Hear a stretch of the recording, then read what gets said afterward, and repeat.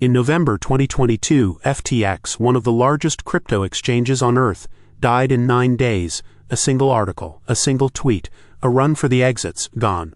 That's the story everyone tells. It's also wrong. The exchange didn't die in 9 days. It had been dead for years, it just hadn't stopped moving yet. The clock that killed it started with one line of code written in 2019. Every fraud runs on the same clock. It dies the moment new money can't cover the old. Madoffs ran for decades. This one wore the language of the future, faster, louder, and hidden inside software. To see the clock, you need 2 companies and 1 man. The man is Sam Bankman-Fried. The first company is FTX, an exchange where ordinary people deposited money to buy and sell crypto, custody not investment. The second company is Alameda Research, his private trading fund. A hedge fund makes risky bets. Sometimes it loses, and the iron rule of an exchange is that these 2 must never touch. Customer deposits are not the trading fund's money. In 2019, that wall got a door. Prosecutors showed the jury a single setting in FTX's code. The engineers called it allow negative, switched on for Alameda alone. It let Alameda's balance go negative, to spend money that wasn't its own, without the automatic system that would liquidate anyone else. Gary Wang, who co-founded FTX and wrote much of that code, testified that it was added in 2019 on Bankman-Fried's instructions. For nearly 3 years, the door stayed open and almost nobody noticed. Then, in 2022, the bill came due. That spring, a crash tore through crypto, and Alameda's lenders called in their loans. Alameda didn't have the money, so witnesses testified it reached through the door and used FTX customer deposits to pay them. How big was the hole? An FTX engineer, Adam Yedidia, testified that he found a bug that June, fixed it, and saw the real number underneath. Roughly $8 billion of customer money, owed and not there. He told the jury that when he raised it, Bankman-Fried said, "We were bulletproof last year. We're not bulletproof this year." Caroline Ellison ran Alameda. She testified that Bankman-Fried directed her to build alternative balance sheets, 7 versions, to hide that borrowing from lenders. Her words to the jury, "I didn't want to be dishonest, but I also didn't want to tell the truth."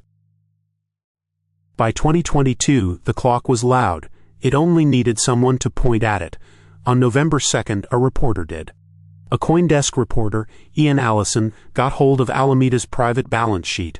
On paper, the trading fund held about $14.6 billion in assets. But its single largest asset wasn't cash, or even someone else's crypto. It was FTT, a coin that FTX itself had created. The article didn't allege a crime. It just showed the foundation, a giant fund, propped up by a token its own sister company printed. 4 days later, the answer came from FTX's biggest rival. On November 6th, the head of Binance posted that his firm would sell its entire holding of FTT. The post didn't name any article. It named a feeling, recent revelations. That was the alarm. Customers tried to pull their money out all at once. Bankman-Fried himself later told staff the number. In 72 hours, about $6 billion in withdrawals. On a normal day, FTX saw tens of millions. There was nothing close to that left to give back.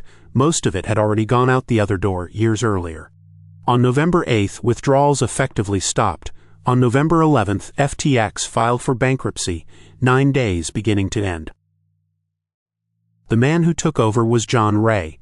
He had cleaned up Enron, the largest corporate fraud of its era.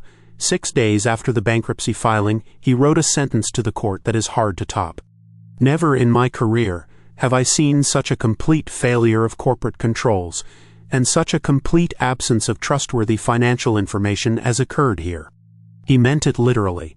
A company that had held billions ran its books partly on QuickBooks, small business software. Payment requests went through a chat app, where supervisors approved them with emojis. The new team couldn't even produce a complete list of who had worked there.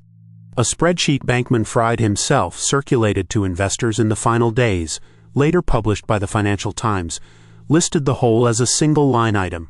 Hidden, poorly internally labeled fiated account, minus $8 billion.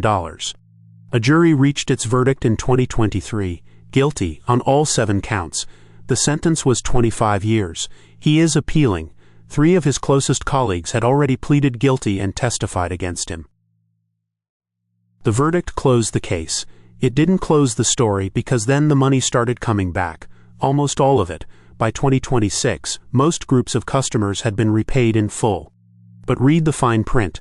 They're being repaid the dollar value of their crypto on the day FTX went bankrupt, November 2022, with Bitcoin near $17,000, close to the bottom. The coins themselves kept climbing without them. Get 100% back, measured at the worst possible moment, and you can still have lost most of what it would be worth today. That's the cost of a clock no one stops. It doesn't just take your money, it freezes it in time, at the moment everything broke. The door was opened in 2019. The article ran in 2022. Between them, 3 years, where the only thing keeping it alive was that no one had looked yet.